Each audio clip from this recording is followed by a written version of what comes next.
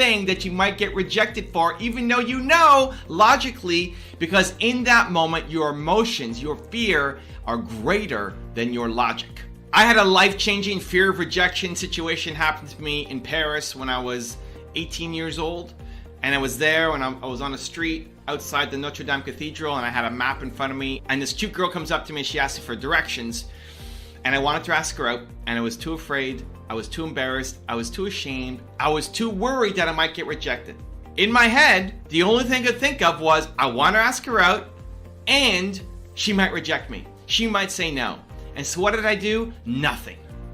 Now, if I had logically stood to the side, press time out, pause the situation, say, Evan, logically, what makes sense? Logically, she might say no, and you're okay. You'll move on with the rest of your day. Logically, she might say yes. Why is she coming up to you asking for directions? Why is she asking for directions when she already speaks perfect French and she seems like a local, right? Logically, that's what makes the most sense. Logically, I should have summoned the courage to go off and do it. But in the moment, your emotions take over. Your fear takes over. That idea that you might get rejected takes over. And so what did I do? Nothing. I let her walk away. And ever since that day, I reminded myself that I would rather know and fail than not know. And I use that painful moment to, whenever I am thinking about doing something I'm afraid of rejection for, afraid of it not working out, then I have to do it. That moment is what led me to become an entrepreneur. Because a year later, when I had the chance to have my dream job and make $100K a year, travel around the world, or be an entrepreneur, own 30% of a business and make $300 a month, I had that picture in my head where I was thinking, I can't let this happen again. I don't want to live with regret. I would rather know and fail than not know. And that gave me the courage to keep going. So I know you guys know this. I know you know it intellectually. I know every success story that you read is motivating and is inspiring to you, and you see all the rejections. But then when you get faced with it, when you're face to face with that fear, you tend to play small. You tend to do the thing that you're not proud of, and then you tend to live with regret. So how do you get rid of it? How do you get through that tough situation, that fear of rejection, and not let your emotions take over? I'm going to give you a 3-step strategy that will help. Step number 1 is create a stronger negative emotion. So people say be fearless. I don't think you can. I think if you're living a great life, you should be constantly doing things that you're afraid of. Right? If you have no fear, then it means you're doing something that is normal, that is inside your comfort zone. You're photocopying your life over and over and over again. So it's not be fearless. It's when you are afraid of something, at least for me, create a stronger negative emotion, which is regret. So here's what I would do. The next time you're in that moment, you're afraid to do something, right? Fear of rejection is creeping up. Imagine yourself as a 95-year-old. You're in an old age home, you're sitting on your rocking chair, and life is almost over for you. And you think about the past X number of years, decades, between where you are now, where you are 95, and this moment right now was the thing that would change your life for the better forever. And because you were too afraid, you spend your entire life regretting not doing it. Because you very rarely regret the things that you do. It's the things not done that you regret.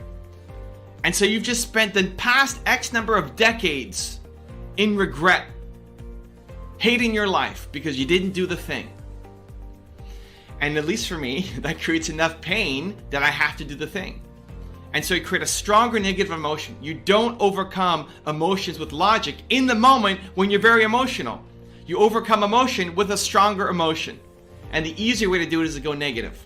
And so the pain that you're about to face is very real. I just create a much bigger pain, so it forces me to action. Just like if you have a hangnail, it hurts. But if you punch yourself in the arm or somebody hits you, you don't feel this anymore because this hurts too much. So create that pain of regret, of future regret, that if you don't do this thing, you're going to hate your life forever. And so now you're able to do that small thing, that small scary thing, and face possible rejection. Strategy number 2 is create a stronger positive emotion. So instead of going negative, you go positive. Now I love going positive, but I find the negative actually works better in these acute situations. But net, I want to be positive. So the positive solution is, I want to be a hero. You want to be a hero. You want to be strong. You tell yourself that you're strong for doing these things, that you're a hero for doing these things, that you're getting stronger, that you're building muscle, that you do scary things, that you're afraid of rejection, that's not a good enough reason. That you do scary things because you are a hero, because you're on a mission, because you're going to change the world, because you're going to have a huge impact.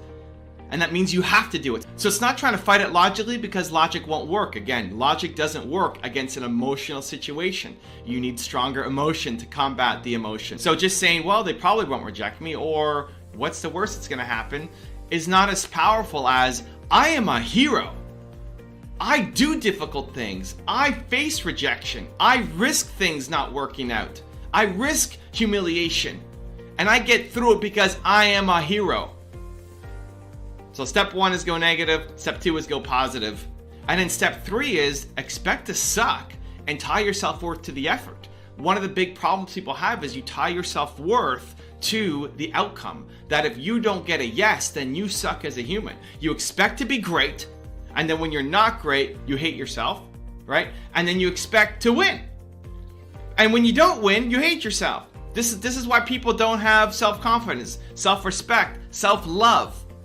Because they tie their self-worth to the result. Where you want to do the opposite. You're going to go do this thing that you've never done before, and you're going to suck at it, like everything else you've done that you've never done before. Doesn't mean you suck as a human, you just don't have the skills yet, because it's the very first time that you've done it. And then you tie your self-worth, what you love about yourself, where your confidence pulls from, to the fact that you were willing to try, not to that you won. Because tying your self-worth to winning means you only do things that you're going to win at, means you play small for life. Where if you tie your self-worth to, I'm going to try things that will risk failure, that will risk rejection, then your life will grow exponentially. Because you're not worried about hitting the outcome, you're worried about the growth. You're worried about you building, you learning, you growing as a human. And if every day you're off doing things that you're proud of your effort for, I guarantee you your life will look dramatically different 1 year from today. So try it. 1, create a stronger negative emotion. 2, create a stronger positive emotion. And 3, expect to suck and tie your self-worth to the effort, not the result. If you want another Evan Rant video that just might give you the confidence you need, check it out right there next to me. I think you'll enjoy it. Continue to believe, and I'll see you there.